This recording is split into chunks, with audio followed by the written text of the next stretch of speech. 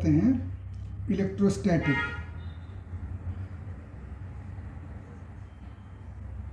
Electrostatic में सबसे पहला टॉपिक है चार्ज।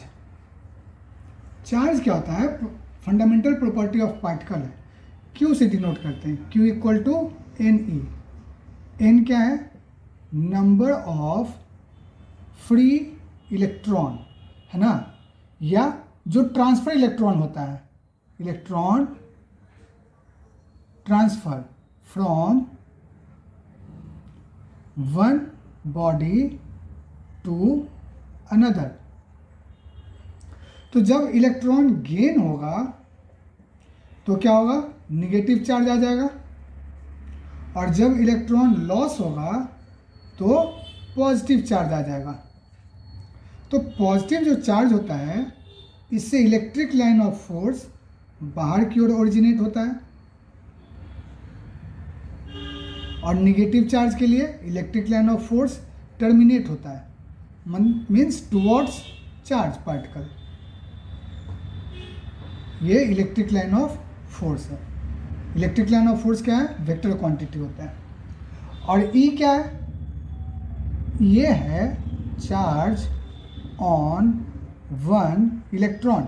इसकी वैल्यू 1.6 इंटू 10⁻⁻19 कूलम्ब होती है। और देखो चार्ज जो है ये स्केलर क्वांटिटी है, मीन्स सिंपल अलजेब्रा से ऐड हो सकता है। जैसे मान लो ये Q1 चार्ज है 5 माइक्रोकूलम, ये Q2 चार्ज है 3 माइक्रोकूलम। तो अब क्या किए, इस दोनों पार्टिकल को हम कांटेक्ट में ले आए, एक वायर के थ्रू कांटेक्ट में ले आए 5 और 3 को। तो क्या होगा? Total charge Q1 plus Q2 8 microcoulomb हो गया। अब इसको A और B मान लेते हैं, दो पार्टिकल है A और B, A और B, A और B। तो A के ऊपर कितना चार्ज आएगा? Charge on A is Q1 plus Q2 divided by 2, और यही चार्ज ऑन B भी होगा, दोनों के ऊपर सेम चार्ज होगा। क्यों? क्योंकि इसको एक वायर से कनेक्ट कर दिए। तो चार्ज ट्रांसफ़र होगा उस समय तक जब तक दोनों के ऊपर इक्वल चार्ज नहीं आ जाए, मीन्स 8 माइक्रोकूलम्ब चार्ज ऑन ए होगा और उतना ही बी पे होगा, अपॉन 2 4 माइक्रोकूलम्ब बी पे चार्ज और 4 माइक्रोकूलम्ब ए पे चार्ज आएगा।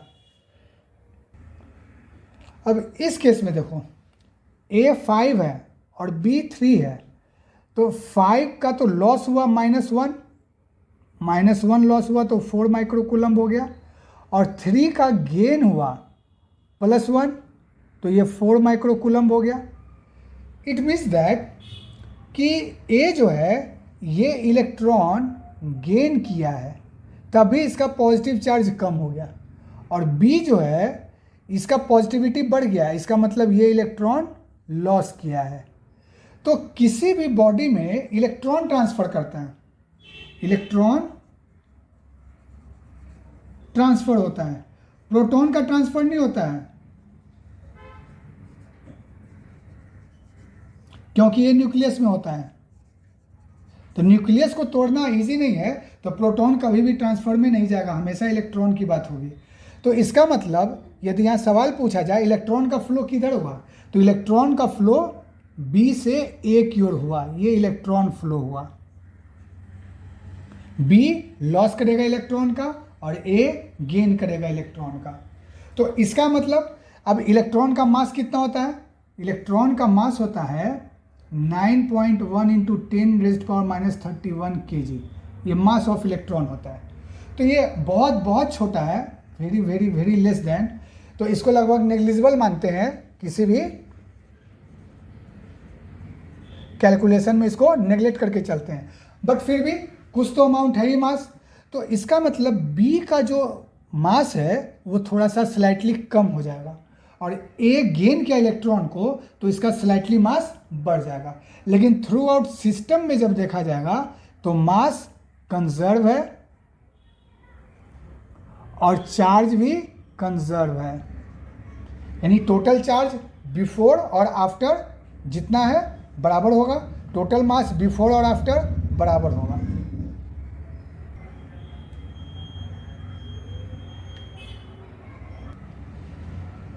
अब देखते हैं कूलम्स लॉ। कूलम्स लॉ क्या कहता है? इसके लिए क्या है, दो चार्ज आपके पास होना चाहिए, Q1 Q2, दोनों के बीच का सेपरेशन R होना चाहिए। तो दोनों के बीच जो फोर्स ऑफ एट्रैक्शन या रिपल्सन है, प्रोपोर्शन है Q1 Q2 के प्रोडक्ट का, और इन्वर्सली प्रोपोर्शन है डिस्टेंस के स्क्वायर का। तो कंबाइन कर देंगे तो एक कांस्टेंट K लगाएंगे, K Q1 Q2 upon R square, ये मैग्नीट्यूड में हो गया। और यहाँ K को कहा गया 1/4 पाई एप्सिलन। एप्सिलन जो होता है ये परमिटिविटी ऑफ मीडियम होता है। इसका मतलब चार्ज कितना उसमें कैपेबल है फ्लो करने के लिए, उसको ये बताता है। तो E की value epsilon naught into epsilon R होती है। एप्सिलन नॉट वैक्यूम के लिए यूज करेंगे और एप्सिलन आर रिलेटिव परमिटिविटी होता है, रिलेटिव परमिटिविटी। अब सपोज दैट कि दोनों चार्ज, पहला केस वैक्यूम में है, तो उस केस में फोर्स कितना हो जाएगा, 1/4 pi epsilon not Q1 Q2 upon R square. अब सपोज दैट दोनों चार्ज पानी में है, वाटर में, तो वाटर के लिए एप्सिलन आर का वैल्यू 80 होता है और वैक्यूम के लिए एप्सिलन आर की वैल्यू 1 होती है ना। तो पानी में कितना हो गया, F वाटर 1/4 पाई एप्सिलन नॉट इंटू 80। क्यों? क्योंकि एप्सिलन की जगह एप्सिलन नॉट और एप्सिलन आर यही वैल्यू 80 है, ये देख लो, into Q1 Q2 upon R square. तो इसको F नॉट कर दिए या F वैक्यूम कर दिए, तो यहाँ क्या रिलेशन आया, देखो F W इजकल टू 1/80 अलग कर लो, तो ये जो क्वांटिटी है ये F वैक्यूम है। मीन्स वैक्यूम में जो फोर्स है उससे 80 टाइम्स कम वाटर में फोर्स है। वैक्यूम का जो फोर्स है उससे 80 टाइम कम वाटर का फोर्स है। तो F प्रोपोर्शन टू है ना 1/एप्सिलन आर, तो एप्सिलन आर ज़्यादा होगा तो फोर्स कम हो जाएगा। तो एप्सिलन और फोर्स के साथ जो ग्राफ लेंगे वो कैसा आ जाएगा, एप्सिलन आर के साथ फोर्स का ग्राफ ऐसा आ जाएगा। देख लो, एप्सिलन आर की वैल्यू बढ़ेगी, फोर्स की वैल्यू कम हो जाएगी। एप्सिलन आर का वैल्यू कम होगा, फोर्स राइज कर जाएगा। अब वेक्टर फॉर्म में देखते हैं कूलम्स लॉ क्या होता है। वेक्टर फॉर्म, ये चार्ज है कैपिटल Q, ये चार्ज है स्मॉल q। तो कैपिटल Q जो है स्मॉल q पे फोर्स लगा रहा है F, तो ये भी पॉजिटिव चार्ज है और ये भी पॉजिटिव चार्ज है, तो रिपल्सन हो रहा है। सपोज ये कैपिटल Q पॉजिटिव होता और ये स्मॉल q माइनस होता, तो क्या होता, अट्रैक्टिव फोर्स होता टूवर्ड्स। तो यहाँ पे क्या करना है, जो डिस्टेंस है दोनों के बीच में, ये तो R है, तो जिस डायरेक्शन में फोर्स है उस डायरेक्शन में आपको यूनिट वेक्टर लेना है आर कैप। ये इस डायरेक्शन में है तो इस डायरेक्शन में यूनिट वेक्टर लेना है आर कैप। तो आर कैप क्या हो जाएगा, यूनिट वेक्टर इस केस में R vector upon magnitude of R. R vector क्या है, from capital Q to small q, ये आर वेक्टर हो गया। यहाँ भी देख लो, आर वेक्टर कैपिटल Q से स्मॉल q के साइड, और ये यूनिट वेक्टर अपोजिट है, तो इस केस में आर कैप क्या हो जाएगा, minus of R vector upon mod R vector. तो इस केस में हम फोर्स लें यदि, है ना, तो इस केस का जो फोर्स वेक्टर होगा तो K capital Q small q upon R square magnitude हो गया, और डायरेक्शन के लिए R cap, means K capital Q small Q R square R vector upon R का मॉड। तो आर स्क्वायर और एक और आर आ गया तो कितना हो जाएगा, आर क्यू हो जाएगा। तो ये आ गया K capital Q small Q upon R Q और ये हो गया आर वेक्टर। ये फोर्स वेक्टर में आ गया। इस केस में जब दोनों पॉजिटिव है, इस चार्ज से दूर जा रहा है तब, और इस केस में देखो अपोजिट आ रहा है, तो इस केस का कूलम्ब्स लॉ जो लेंगे वेक्टर फॉर्म में, K capital Q small Q upon R Q और यहाँ आ जाएगा माइनस आर वेक्टर, है ना। तो ये हो गया वेक्टर फॉर्म में कूलम्ब्स लॉ। अब देखो 3 डायमेंशन में देखते हैं, एक्स वाई जेड में, X axis, Y axis, Z axis. X Y Z में 2 चार्ज है, कैपिटल क्यू और ये स्मॉल क्यू। ये ओरिजिन हो गया, ये हो गया R1 वेक्टर, ये हो गया R2 वेक्टर। सबसे अच्छा Q1 Q2 ले लेते हैं। अब सही है, अब फोर्स इस पे लगाना है बाई 1/2, F हो गया। ये कौन है, बाई Q1 ऑन Q2। तो F is equal to vector form में K Q1 Q2 upon R square. Are क्या है, इन दोनों के बीच का डिस्टेंस, ये आर। अब जिस डायरेक्शन में फोर्स है उसी डायरेक्शन में आर वेक्टर लेना है। ये देखो आर वेक्टर है, तो यहाँ ट्रायंगल ऑफ वेक्टर एडिशन लगाओ, A plus B is equal to C. ये ए वेक्टर, ये बी वेक्टर और ये रिजल्टेंट सी वेक्टर। देखो A plus B equal to C होता है, means R1 plus R is equal to R2। तो are vector कितना हो गया, R2 माइनस R1। तो यहाँ पे आ जाएगा अब आर का कैप, ये हो गया मैग्नीट्यूड और ये हो गया डायरेक्शन। इसी डायरेक्शन में होगा ना are cap, K Q1 Q2 upon R square, और आर कैप की जगह ले सकते हैं R vector upon mod R. अब लिख दो के Q1 Q2 आर वेक्टर की जगह R2 minus R1 upon R2 minus R1 vector के मॉड का क्यूब। ये हो गया फोर्स वेक्टर 3 डायमेंशन में।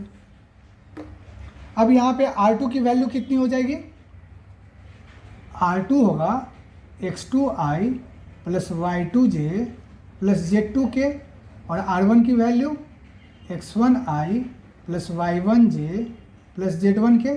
ऐसा क्यों, क्योंकि Q1 का जो कोऑर्डिनेट होगा x1 y1 z1 और Q2 का x2 y2 z2। तो R1 vector x1 y1 z1 में और R2 vector x2 y2 z2 में राइट कर लिए। अब इसके अकॉर्डिंग R2 माइनस R1 का मॉड भी निकाल सकते हैं, R2 माइनस R1 वेक्टर भी निकाल सकते हैं। और K पता ही है, यदि वैक्यूम होगा तो K की वैल्यू 1/4πε0 वैक्यूम के लिए, और अदरवाइज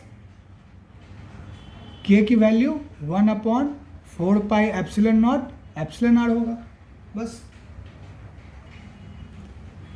अब देखते हैं इलेक्ट्रिक फील्ड। इलेक्ट्रिक फील्ड ये क्या होता है, ये कोई चार्ज है तो उसके चारों ओर जो इलेक्ट्रिकल इन्वायरमेंट है उसको इलेक्ट्रिक फील्ड बोलते हैं। सिंपल सी बात है। ये क्या है,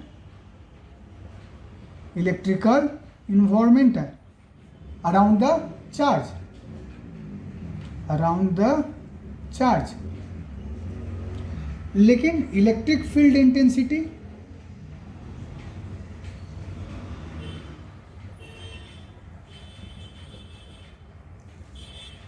इसकी वैल्यू होती है, इसका मैग्नीट्यूड होता है और इसका डायरेक्शन होता है। ये वेक्टर क्वांटिटी है। जनरली इलेक्ट्रिक फील्ड और इलेक्ट्रिक फील्ड इंटेंसिटी को एक ही समझ लेते हैं, ऐसा कभी नहीं करना है। इसको ई से डिनोट करते हैं और ये पॉइंट टू पॉइंट वेरी करता है।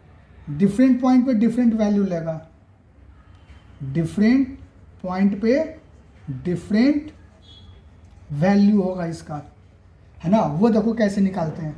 सपोज दैट ये क्यू चार्ज है और एक ये पॉइंट है, यहाँ पे एक स्मॉल क्यू चार्ज रख दिए, ये आर डिस्टेंस पे है ना। तो दोनों के बीच फोर्स लग जाएगा F K capital Q small Q by R square और आर कैप वेक्टर। इसके कारण यहाँ पे जो फोर्स लग रहा है स्मॉल क्यू पे, है ना, by capital Q on small Q. इस बात को हमेशा दिमाग में रखना है, क्योंकि स्मॉल क्यू भी तो कैपिटल क्यू पे लगाएगा तो उसका डायरेक्शन अपोजिट हो जाएगा इसका। तो ये आर कैप इसी डायरेक्शन का यूनिट वेक्टर है।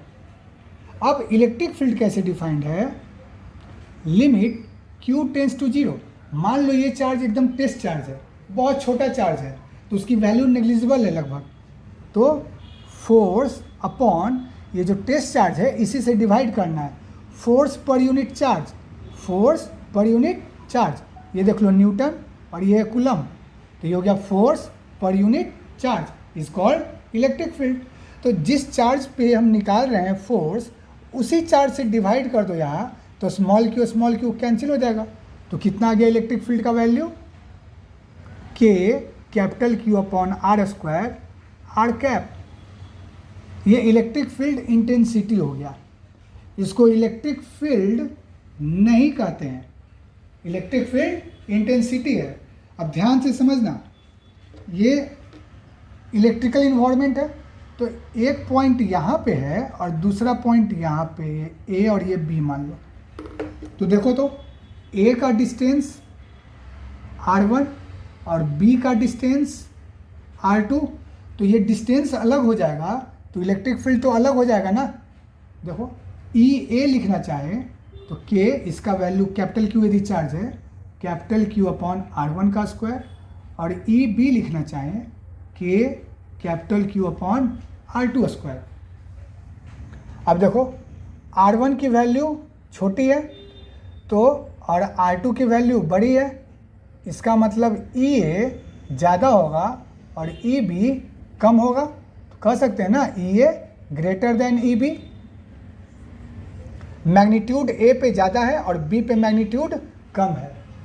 ए पे फोर्स ज़्यादा लगेगा, मतलब कहने का एक छोटा चार्ज स्मॉल क्यू ले लो सेम, तो इन दोनों के बीच फोर्स ज़्यादा है एज कंपेयर टू क्यू और बी के बीच का फोर्स, है ना। F Q A greater than F Q B. क्यों? बिकॉज R1 जो है वो छोटा है R2 से। तो ये इलेक्ट्रिक फील्ड इंटेंसिटी के कारण होता है, लेकिन इलेक्ट्रिक फील्ड तो यहाँ भी है, यहाँ भी, यहाँ भी, यहाँ भी, सभी जगह, हर एक पॉइंट पे। तो ये मेन डिफरेंस है इलेक्ट्रिक फील्ड और इलेक्ट्रिक फील्ड इंटेंसिटी में। अब आता है सुपरपोजिशन प्रिंसिपल। सुपरपोजिशन प्रिंसिपल एक से ज़्यादा चार्ज के लिए, किसके लिए है?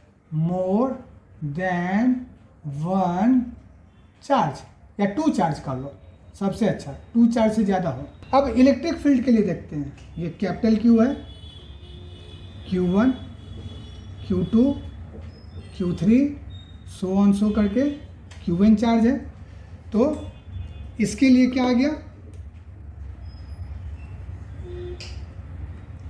ये हो गया Rn वेक्टर, इसके लिए R3 वेक्टर, इसके लिए R2 वेक्टर, इसके लिए R1 वेक्टर, ये हो गया F1, है ना। उसी तरह ये आएगा F3 वेक्टर, ये आएगा F2 वेक्टर, ये आ गया F1 वेक्टर।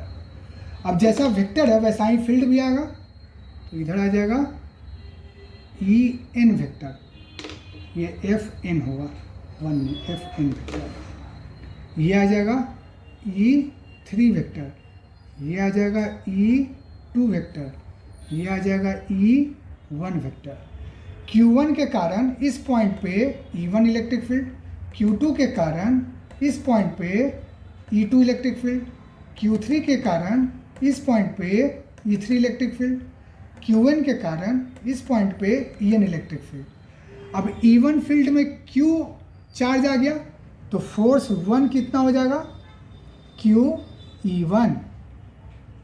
फिर 1 के लिए आ गया, E2 फील्ड में Q आ गया, तो QE2, फिर QE3, so on so QEN।